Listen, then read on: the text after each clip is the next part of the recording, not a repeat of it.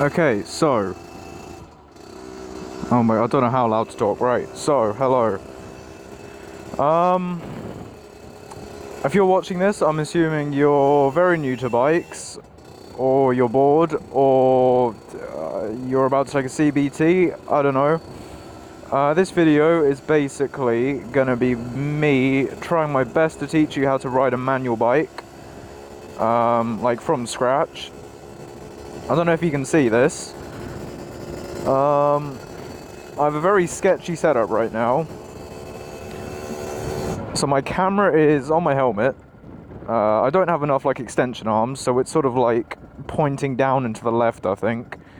I've got my headphones plugged into my phone, and I've just tried to shove them inside my helmet as a mic. Yeah.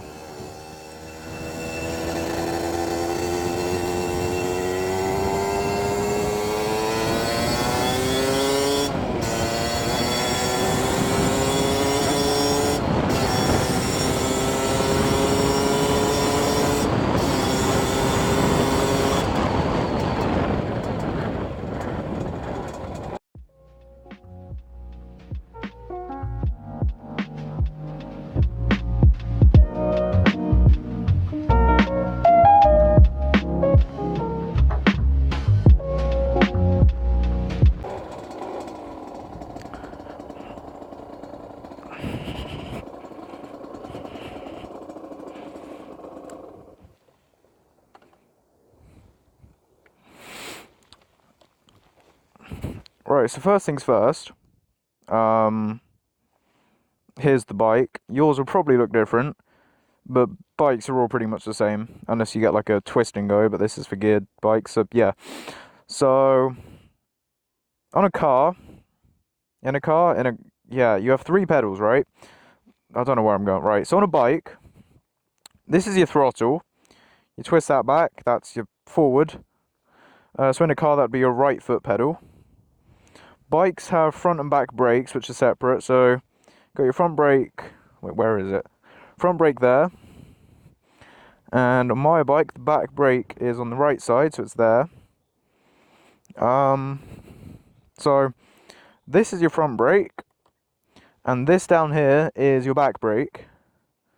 That can take a bit of getting used to, especially if you've been on bicycles, as they're on the handlebars on bicycles, but anyway. This is your clutch, which in a car would usually be your left pedal. And on a bike, there are, what's it called? Sequential. Bikes have sequential gearboxes. So down here, you'll have your shift, what do you call it, lever, knob thing.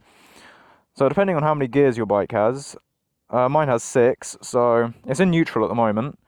You click down for first, up through neutral to get to second, and then third, fourth, fifth, sixth, and then vice versa. So from 6th, if you're at the top, you go 5th, 4th, 3rd, 2nd, through neutral into first. And if you want to get into neutral, it's either a half click down from 2nd, or a half click up from 1st. So that's that. Finding neutral can be a bit tricky sometimes. So sometimes you'll see people on bikes constantly clicking up trying to get to neutral, but I mean, you find it eventually. And sometimes you can, if you're unlucky, accidentally shift into accidentally shift into neutral while trying to get into first or second. Most bikes are electric start, so I think it's usually that side. You'll have like a little button. It should just fire up. A lot of bikes have a kill switch as well. So if your bike won't start, make sure the kill switch isn't flicked. That's basically just like an emergency switch to kill the engine if you come off or something. My bike doesn't have a kill switch, it's just got the key. You've got your like, what do you call them, instruments? Indicator. So click to the left, or click to the right, and then you click in to cancel. Bikes don't auto cancel like cars. Horn. Bike horns are useless. Mine is also useless. I mean, it's pretty pathetic, really. You'll have your light switch. My bike always has the light running, so it runs off the alternator. So I've just got running, well, not running, but like dipped beam and high beam. Yeah, so I guess first things first, you wanna get comfortable with wheeling the bike around. So what you do, one hand on the bar, one hand on the seat normally. Don't know how well you can see. Oh my god, I'm on a bit of a slope, so it's a bit awkward. Kick the stand up, and then you either have one hand on the bar or one hand on the seat, or two hands on the bar. I usually go two hands on the bar, as you can stop the bike on the front brake. So what you want to do is you want to get really comfortable moving the bike around, so you can like park it and get into tight spaces and whatnot. If you take a CBT, which is in the bit in England, you need to, well, first you wheel the bike around. So you just do a few things. I don't know, move it around, blah blah blah blah blah, and then they'll ask you to do like a controlled stop while walking with it. So basically you just walk and gradually apply pressure to the front brake until it comes to a stop. That's that. So, oh, there's a mosquito. I think I missed. Anyway, so you do that a bit. Stand down. Always make sure your stand is all the way over, not all the way forward. Otherwise the bike will probably fall.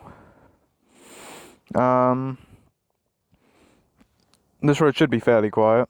So what you want to do, once you come to a walk in the bike, is you want to swing your leg over. It's usually easier for people to do it on the left side, as that's the low side. So swing your leg over, grab the bars, kick the side stand up, make sure it's all the way up. And a lot of bikes actually can't start with the side stand down. Mine's not that fancy. So my bike's a kickstart, but on a lot of bikes you just flick the key, wait for that to do its sequence, and then you'll press your starter, which will usually be here. Sometimes you might have to hold the clutch in, depends on your bike. My bike is just a little kickstart, so you just go. Okay, so my bike's not very powerful, it's only a little 50cc. So if you're starting off on a bigger bike, say like a 300, you want to be like very gentle on the throttle. But what you want to do to start off is clutch in, like it is in a car, if you've driven a car. You click down, and then you should feel the bike clonk lightly. On a big bike, such as like, well I say big, a 300 should have enough power if you just gradually let the clutch out till you find the biting point, which is about there for my bike. You should start creeping forward slowly.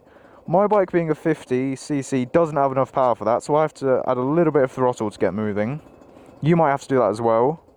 If you do add throttle, add a very small amount so you don't accidentally wheelie. So, like, look how small it is. And then clutch out slowly. I'm walking with my feet at the same time. And then when you want to stop, you just pull the clutch in. Or you ease off the throttle, depending on what you're doing. So you want to learn how to do that a bit. Get used to the biting point. Just keep on walking with your feet at this stage, in case you're not overly comfortable like balancing at such slow speeds, as that is quite a hard thing to do at first. Front brake to come to a stop. Always remember, on your brakes, don't just slam them, as that can lock your wheels up. Always gently apply it. So like, look, start off here, hang on. Right, so I'll get moving. I'll go to about 5 miles an hour. Or not. Fine, we'll do 4. That's right, clutch in, off the throttle, gently apply it and squeeze harder and harder till you come to a stop. That's a controlled stop, I think. I don't actually know what I'm talking about. I've only been riding for 3 months. 3. So then what you want to do, once you're used to clutch control, blah, blah, blah, is you want to pick the speed up a little bit. So you keep doing what you were doing, just add a bit more throttle, let the clutch right out. And then what you want to do is you want to pick your feet up and put them on your foot pegs. Keep them away from the gear shifter and the rear brake for now, just on the pegs. And then once you're comfortable doing that, you want to start slowly turning to get used to the handling of the bike at low speeds. And then once you're comfortable doing that, clutch in, apply the front brake gently, and put either one or both feet down. Really, you should only put your left foot down at traffic lights, so you can apply some back brake if you need it, if you're on a hill. But for now, just put both down if you need. Yeah, so then I guess what you want to learn to do is how to change it up, or like change it up a gear. So you do what you just did. So get moving, nice and gently. Once you're going along at a fair speed, I don't know what speed it is for your bike, but you'll just know, you'll hear the engine go up, or like get louder and rev more. You'll want to off the throttle, not quite as much, no, not quite as long as that, but off the throttle, clutch in, click up with your left foot, on the throttle and out with the clutch at the same time, very gentle. And now I'm in second gear. And then third, fourth, and then to change down a gear, it's pretty much the exact same process, just you're clicking down. So off the throttle, clutch in, click down, out with the clutch, and then back on the throttle. So that's third gear, second gear, and then first gear. This might be a bit violent as I'm going a bit fast. So yeah, that's how you change up and down gears very simply. Do that a few times around a car park, quiet back road like this, wherever you're comfortable. I think that's a heron. Hate herons, they always eat my dad's fish out of the pond. So then what you want to learn to do is use your back brake as well. So to practice doing that, you just want to come off the throttle, clutch in for now, and just gently apply pressure to the back brake till you come to a stop. And then left foot down as your right foot is in use on the back brake. You'll get taught this on your CBT, or whatever it is in your country, but on a motorbike, you want to apply, in like dry weather like this, roughly 75% of your braking force is on the front brake, and about 25% is on the back. If it's raining, you want to be about 50-50. Basically because, you know, on a bike you've only got 2 tyres, so not much of a, like... Oh, there's a car, hang on.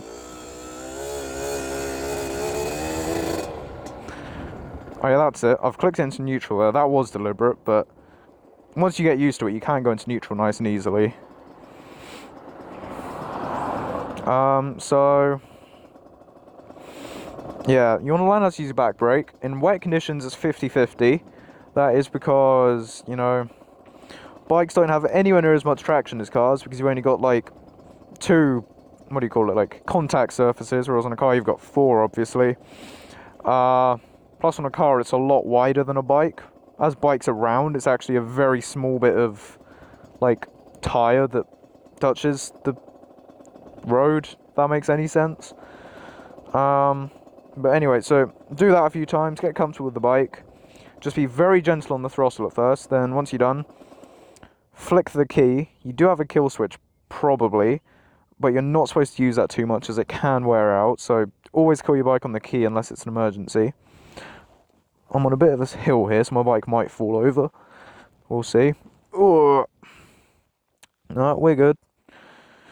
So that is very simply how you do stuff on a bike. Obviously you've got like your indicators, back brake, headlights, blah blah blah. Obviously you indicate if you're coming up to a junction. So imagine I'm on a junction here. That's a main road, I'm on a side road. In England you do it on the left. So I'd come up here, obviously my bike wouldn't be there. If I'm turning left, I would check for cars coming from my right is left hand side, and then left indicator, if it's clear, pull out, and then click in to cancel my indicator and you're on your way. If you're going right, it's the same thing, but you have to check both sides as you're going that way, so you'll have traffic going zoom and zoom. And yeah, also don't mind my exhaust, it's very rusty, but I mean, yeah, it's fine. So I mean, that's very basics. So we'll do that again, just to show you, I guess. So swing your leg over. Or my bike is a very tall bike and I'm very short. Those people are staring at me. So I'll kick the side stand up. Key. Wait for it to do its sequence. These lights will all light up, basically telling you that the sensors are working.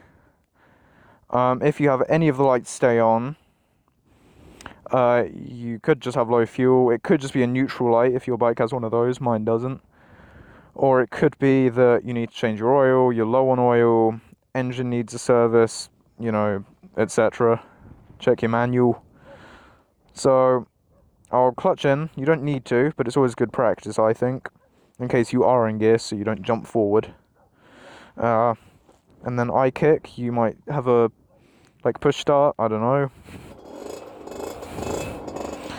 So I will click it, clutch in still, down into first.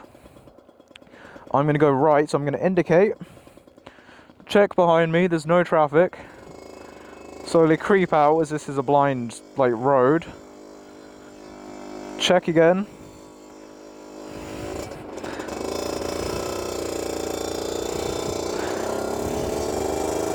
Cancel my indicator. Up into second. And now we'll pick the pace up a bit and just go flat out on my little 50.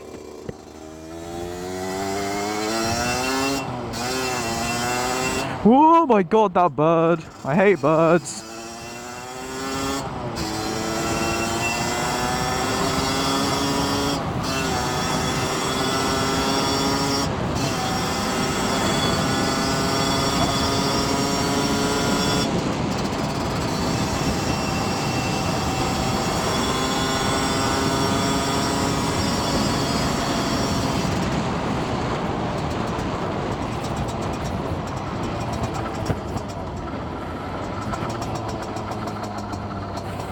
So, I mean, that was my bike almost flat out. This is only a 50.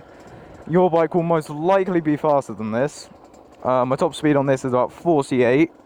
Because in the UK you have stupid laws, and at 16 you're only allowed to ride a 50. See that bogging down? That's because I'm in too much of a high gear, so I'll click down. Click down again. I should be in first now. And then I get up my steep little bridge. I love this little spot. Pretty nice for photos if you have nice weather. That is a sewage work. Oh my god, that was loud. That's a sewage works like treatment plant there, so sometimes the smell's not great, but I mean, you can't smell pictures sometimes, so that's that. You also, for a CBT, you need, they'll often supply it, but sometimes you'll need your own gear, so it's always recommended you have your own gear to make sure it fits. In the UK, the legal requirement for gear is just a helmet. For a CBT, they won't take you out on the road if you don't have a helmet, jacket, gloves, or boots. And the very minimum for leg wear is jeans. I'll be honest, I don't have leg protection. I literally just got in jeans or joggers. But that's a risk I take, so I'm stupid. So as you can see, I've got my gloves. I've had these since I was about 10. My hands just haven't grown. My Velcro strap doesn't hold very well anymore, which is a bit stupid, because if I did come off, my gloves would probably get ripped off. These are my dad's old boots. I don't have any, so I've just stolen his, as he sold his bikes. Boots are always good, because I mean, protect your foot if you come off. These have sliders. Not that I'm going to be leaning this bike that far, but if you were to, they would slide on the road. If you were to like have your foot here and slide, never mind. You're not going to be doing that unless you fall off if you're new to bikes. If you don't have like bike boots, you want hiking boots, for example. But you definitely don't want steel toe cap boots, as they're too thick, and it can be a pain to get your foot under and over. Got my jacket, obviously. My helmet Don't know if you can see that very well. My helmet does have a sun visor. Absolutely useless, I find, but anyway. I guess that's the basics of biking. If you're like me, at 16 in the UK, I did my CBT on a little twist and go moped. Absolutely horrible. Would definitely recommend getting a geared 50. So I did have to learn gears myself. Honestly, I picked it up very quickly. I got home from my CBT, went out straight on this bike after I insured it, and I was fine with gears, mainly because I just watched tons of YouTube videos, and my dad used to teach CBT, so he basically told me what to do. So on a CBT, it's really weird, unlike cars. If you take it on an automatic, you're allowed to ride gears. Like, you're allowed to ride a bike with gears, as long as it's not over the engine size or power, like, restrictions.